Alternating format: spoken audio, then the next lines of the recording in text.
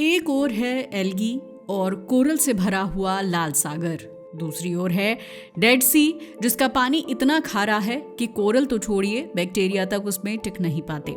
लेकिन अगर इन दोनों को आपस में मिला दिया जाए तो क्या होगा? क्या डेड सी बच जाएगा या फिर डेड सी को बचाने के चक्कर में लाल सागर भी अपना जीवन खो देगा और दोनों समुद्रों की मौत हो जाएगी?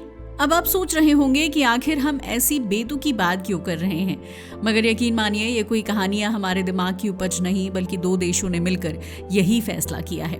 दरअसल बनने जा रहा है रेड सी डेड सी मेगा प्रोजेक्ट। आखिर क्या है ये प्रोजेक्ट और इसे क्यों लाया गया? आखिर इजराइल और जॉर्डन के दो समुद्रों को आपस में जोड़ने के पीछे की वजह क्या है? आइए डिटेल्स में जानते हैं। डेड सी का नाम भले ही डेड सी हो, लेकिन ये समुद्र नहीं बल्कि एक झील है जो हर साल मरती जा रही है। इसका पानी पीछे हट रहा है, इसकी सतह नीचे जा रही है। हालांकि आज से 50 साल पहले ऐसा नहीं था। कभी डेड सी एक बहुत बड़ी और खूबसूरत झील थी जिसमें पहाड़ बिना हिले साफ दिखाई देते थे, मगर अब डेड सी हर साल लगभग 1 मीटर तक नीचे जा रहा है। इनफैक्ट 1930 के बाद से इसका स्तर 150 फीट से भी ज्यादा नीचे गिर चुका है। सवाल ये उठता है कि आखिर ऐसा क्यों? ऐसा इसलिए क्योंकि डेड सी की लाइफलाइन अब सूखती जा रही है। क्या लाइफलाइन? जी हाँ, डेड सी की लाइफलाइन है जॉर्डन नदी। मगर जॉर्डन नदी आखिर सूख क्यों रही है? जॉर्डन नदी के सूखने के पीछे इंसानों का ही हाथ है। एक टाइम था जब जॉर्डन नदी लेक किनेरेट या सी ऑफ गैलीली से निकलकर डेड सी तक बहा करती थी। नदी में साफ मीठा पानी होता था जो झरनों, बारिश और पहाड़ी धाराओं से आता था। लेकिन समय के साथ हालात बदलने लगे और इसके लिए कहीं हद तक इजराइल का नेशनल वाटर कैरियर भी जिम्मेदार था। अगर इजराइल के नेशनल वाटर कैरियर की बात की जाए तो ये एक विशाल पाइपलाइन नेटवर्क है जो जॉर्डन नदी और लेक किनेरेट का पानी दक्षिण के इलाकों तक ले जाता है। इसके बाद जॉर्डन देश ने भी इस नदी पर बांध बनाए, नदी को मोड़ लिया गया और फिलिस्तीनियन बचा हुआ पानी इस्तेमाल करने लगे। लेकिन फिर धीरे धीरे नदी का बड़ा हिस्सा सूख गया। कुछ जगहें तो ऐसी हैं जहां नदी सिर्फ नाम की बची है। अब वहां सिर्फ गीली मिट्टी, बदबू और कई किलोमीटर तक बहती एक पतली सी धारा ही बची है। और जब जॉर्डन नदी ही सूख गई तो डेड सी भी घटने लगा। डेड सी में अब जगह जगह सतह नीचे जा रही है और एक खतरनाक समस्या सामने आ रही है, सिंकहोल्स की समस्या। सिंकहोल की बात करें तो ये इतने खतरनाक हैं कि एक गलत कदम और जमीन अचानक 30 से फीट नीचे धंस जाती है। लेकिन ऐसा क्यों हो रहा है? दरअसल जैसा हमने बताया, डेड सी का पानी पीछे हट रहा है जिससे जमीन के नीचे नमक की मोटी परतें रह जाती हैं। मगर जब fresh water land currents in परतों में घुसती हैं तो ये नमक घुल जाता है जिससे नीचे खाली जगह के बड़े बड़े पॉकेट बन जाते हैं और फिर जैसे ही ऊपर की मिट्टी कमजोर पड़ती है तो वहां सिंक होल बन जाता है। वैज्ञानिकों ने यहाँ तक चेतावनी दी है कि अगर डेड सी ऐसे ही घटता रहा तो वो दिन दूर नहीं जब ये पूरा का पूरा एरिया गहरे गड्ढों का नेटवर्क बन जाएगा। साल गुजरते गए लेकिन किसी ने इस पर ध्यान नहीं दिया। मगर फिर आया सन 2000 और जॉर्डन के दिमाग में एक आइडिया आया, क्यों ना रेड सी का पानी पाइपलाइन और टनल के जरिए डेड सी तक पहुंचाया जाए। ये सुनने में बहुत ही ज्यादा एक्साइटिंग था लेकिन उतना ही खतरनाक भी। फिर भी इस प्रोजेक्ट की आखिरकार शुरुआत हो गई। इस प्रोजेक्ट का नाम रखा गया रेड सी डेड सी वाटर कन्वेयंस प्रोजेक्ट, जिसे RSDS प्रोजेक्ट के नाम से भी जाना जाता है। इस योजना के अकॉर्डिंग रेड सी के तट पर बसे शहर से पानी लिया जाएगा और समुद्र तट से लगभग 600 फीट दूर ले जाया जाएगा। लगभग 180 से 200 किलोमीटर लंबी पाइपलाइन वाडी अरेबा डेजर्ट से होकर गुजरते हुए रेड सी यानी गल्फ ऑफ एक्वाबा से डेड सी के सदर्न शोर तक पानी पहुंचाने के लिए प्रपोज्ड थी। लेकिन ऐसा नहीं है कि इसमें कोई दिक्कत नहीं है, इसके पीछे बहुत सारी प्रॉब्लम्स जुड़ी हुई हैं। ये इलाका दुनिया के सबसे गर्म क्षेत्रों में से एक है। यहाँ का तापमान 50 डिग्री सेल्सियस से भी ऊपर चला जाता है। इसी वजह से पाइपलाइन जमीन के ऊपर नहीं रखी जा सकती। क्यों? क्योंकि पानी उबलने लगेगा। यही वजह है कि पूरी पाइपलाइन को जमीन के अंदर गहरी ट्रेंच में बिछाना जरूरी था।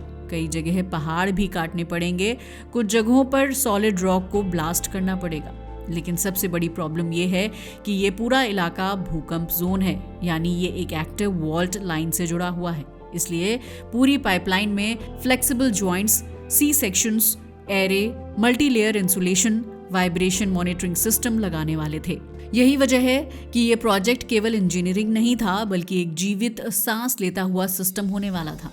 अगर इस बड़े प्रोजेक्ट की बात की जाए तो अकाबा में एक विशाल डिसैलिनेशन प्लांट बनेगा, जहां से पानी निकलेगा, जिसका मीठा पानी इजराइल, जॉर्डन और फिलिस्तीन में बांटा जाना था। और जो पानी बच जाएगा, यानी कि अत्यधिक खारा ब्राइन वाटर, उसे डेड सी में भेजा जाएगा। ब्राइन वाटर की बात की जाए तो ये इतना नमकीन होता है कि इसे समुद्र में ऐसे ही फेंकना ठीक नहीं होता। डेड सी वैसे भी दुनिया की सबसे खारी झील है, इसलिए ये तय किया गया कि ये ब्राइन भी दुनिया की सबसे गहरी और खारी झील में ही जाएगा। पाइपलाइन के अंत में डेड सी के प्रवेश बिंदु पर हाइड्रो टर्बाइन्स लगे थे, ताकि पानी की गिरावट से बिजली पैदा की जा सके। देखने में ये प्रोजेक्ट साइंस फिक्शन जैसा लगता है। सबसे पहले अकाबा का पानी डिसैलिनेशन से गुजरेगा, फिर ब्राइन डेड सी में डाला जाएगा। डेड सी का स्तर थोड़ा बढ़ जाएगा और पाइपलाइन खुद एनर्जी पैदा कर लेगी। ये एक सेल्फ सस्टेनिंग सिस्टम होगा। सुनने में तो अच्छा है, मगर रियलिटी में कहानी बिल्कुल अलग है। ऐसा इसलिए क्योंकि इसका खर्च लगभग $10 बिलियन होने वाला है। जॉर्डन के बारे में तो आप जानते ही हैं, ये देश इतना बड़ा खर्च उठाने की हालत में नहीं है। इजराइल भी इसमें पूरी तरह शामिल होने में हिचकिचा रहा है। इसके अलावा पॉलिटिकल डिसएग्रीमेंट भी बड़ी वजह है। कितना पानी किसे मिलेगा, मेंटेनेंस कौन करेगा, टैक्स का खर्च कौन उठाएगा, इस पर कोई सहमति नहीं बन पा रही। इजराइल, जॉर्डन और फिलिस्तीनी अथॉरिटी तीनों कभी भी एक मत हो ही नहीं पाए। साथ ही ये एक हाई रिस्क कंस्ट्रक्शन जोन है।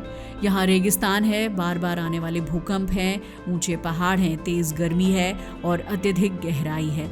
इसी वजह से ये हर एंगल से डरावना प्रोजेक्ट बन गया है। इसके साथ साथ एनवायरमेंटल फ्लैग्स भी जुड़े हुए हैं। कई एजेंसियों ने चेतावनी देनी शुरू की कि डेड सी की कॉलोनियां यानी माइक्रो इकोसिस्टम नष्ट हो जाएंगे और उसकी केमिस्ट्री भी बदल जाएगी। बीच के रेगिस्तान में आर्टिफिशियल नमी आ जाएगी, जिससे पूरा माइक्रो इकोसिस्टम बिगड़ सकता है। और आखिरकार प्रोजेक्ट कागजों पर जिंदा है, लेकिन जमीन पर मरा हुआ पड़ा है। लेकिन अब सवाल उठता है कि अगर ये प्रोजेक्ट बन जाता तो उसे क्या क्या खतरे थे। असल में डेड सी हजारों साल से एक खास केमिकल बैलेंस पर टिकी है। अकाबा का पानी सल्फेट वाला होता है और डेड सी का पानी सोडियम क्लोराइड वाला। जब ये दोनों मिलते हैं तो जिप्सम प्रेसिपिटेशन होता है, यानी एक सफेद चिपचिपा कीचड़। इससे डेड सी अपनी नीली पहचान खोकर धुंधली, सफेद और गंदी झील बन सकता है। साथ ही डेड सी में मौजूद क्रस्ट यानी खनिज परतें वैसे भी पॉल्यूशन के प्रति बहुत सेंसिटिव हैं। जैसे ही यहाँ से पानी खींचा जाएगा तो पंपिंग के लिए बड़े बड़े इनटेक स्टेशंस बनेंगे, अंडर वाटर नॉइज, वाइब्रेशन, सब कुछ। इससे भी रीफ और माइक्रो इकोसिस्टम को नुकसान होगा। वादी अरबा का रेगिस्तान भी एक नेचुरल इकोसिस्टम है। पाइपलाइन के आसपास आर्टिफिशियल नमी आने से माइक्रो क्लाइमेट बदल जाएगा, यानी कि डेड सी को बचाने की कोशिश में हम दोनों तंत्रों को नुकसान पहुंचा देंगे। यही वजह है कि ये प्रोजेक्ट चल नहीं पा रहा है। हालांकि ऐसा नहीं है कि ये आइडिया पहली बार आया है। लगभग 150 से 170 साल पहले भी ये आइडिया आया था, जब मेडिटेरेनियन सी से डेड सी तक नहर खोदने की बात हुई थी। इसका फायदा ये होता कि डेड सी का स्तर बढ़ जाता, पानी गिरते हुए बिजली पैदा करता और इजराइल एनर्जी इंडिपेंडेंट बन सकता था। 1970 में 60 मील लंबी नहर का प्लान था, जिससे लगभग 80 मेगावाट बिजली बन सकती थी। लेकिन पहाड़ों में टनल बनाना, शहरों के बीच से कंस्ट्रक्शन करना, ये सब अरबों डॉलर का बजट बन जाता। इसके कुछ सुरक्षा खतरे भी थे। इसी वजह से ये प्रोजेक्ट भी खत्म हो गया और केवल फाइल्स में जिंदा रहा। अब सवाल ये है, क्या किसी भी तरह से डेड सी को बचाया जा सकता है? दुनिया में इसका एक एग्जाम्पल है और वो है कैलिफोर्निया की मोनो लेक। 1940 में लॉस एंजलिस ने इसकी फीडर रिवर्स मोड़ दी थी। मोनो लेक सूखने लगी, सैलिनिटी बढ़ने लगी, बर्ड्स की फूड चेन टूट गई और धूल के तूफान उठने लगे। लेकिन एनवायरमेंटलिस्ट्स ने 15 साल लंबी लड़ाई लड़ी। कोर्ट ने पहले लॉस एंजलिस को पानी डाइवर्जन रोकने पर मजबूर किया और फिर लेक धीरे धीरे वापस भरने लगा। सैलिनिटी कम होने लगी, मछलियां लौटी और माइग्रेटरी बर्ड्स भी वापस आ गए। मोनो लेक सच में एक साइलेंट रिकवरी का प्रतीक बन गई और ये सब केवल एक ही चीज से हुआ, पानी खींचना बंद कर देना। हमें डेड सी में भी यही करना होगा, बस उसकी सांसें रोकना बंद करना होगा। नेचर खुद को खुद ही ठीक कर लेगा। लेकिन अब सवाल ये है, मोनो लेक तो बच गई, डेड सी को आखिर कैसे बचाया जाए? इसका असली तरीका क्या होगा? डेड सी को किसी मेगा प्रोजेक्ट की जरूरत ही नहीं है, ना तो इस लंबी पाइपलाइन की जरूरत है, ना समुद्र को जोड़ने वाले चैनल की, और ना ही अरबों डॉलर वाले एयरपोर्ट लेवल खर्च की। इसे बचाने का तरीका वही है जो मोनो लेक में काम आया। इसके लिए सबसे पहले जॉर्डन रिवर को वापस बहने देना होगा। दूसरा, इजराइल, जॉर्डन और फिलिस्तीन को पानी शेयरिंग एग्रीमेंट में सुधार करना होगा। तीसरा, पानी का अत्यधिक एक्सट्रैक्शन कम करना होगा। साथ ही डेड सी की इंडस्ट्रियल इवेपोरेशन पॉन्ड्स भी बहुत पानी खींचती हैं, इसे कम करना होगा। इसके लिए एनवायरमेंटल फ्लो को कानूनी रूप से सुरक्षित करना होगा और ब्राइन डंपिंग बंद करनी होगी। डेड सी को केमिकल एक्सपेरिमेंट मत बनाओ, ये 3 देशों की साझा नेचुरल हेरिटेज है। तो क्या डेड सी का मरना भविष्य में निश्चित है? शायद नहीं और शायद हाँ। ये इस बात पर निर्भर करेगा कि मध्य पूर्व के देश अपनी राजनीति को कितना बदलते हैं। रेड डेड सी प्रोजेक्ट एक सपना था, कुछ लोगों के लिए ये आशा थी, कुछ प्रधानमंत्री के लिए डरावना ड्रामा, क्योंकि डेड सी मर सकता है। लेकिन अगर मोनोलेक में चमत्कार हो सकता है तो डेड सी भी फिर से जी उठेगा। बस हमें इसे करने के बजाय सांस लेने देना होगा। दोस्तों, तो ये थी कहानी रेड डेड सी प्रोजेक्ट की। वैसे आपका इसके बारे में क्या ख्याल है? अपनी राय को हमें कमेंट करके बताना ना भूलिएगा। आज के लिए बस इतना ही। वीडियो अच्छा लगा हो तो इसे लाइक और शेयर करें और हमारे चैनल को भी सब्सक्राइब करें। जय हिंद दोस्तों।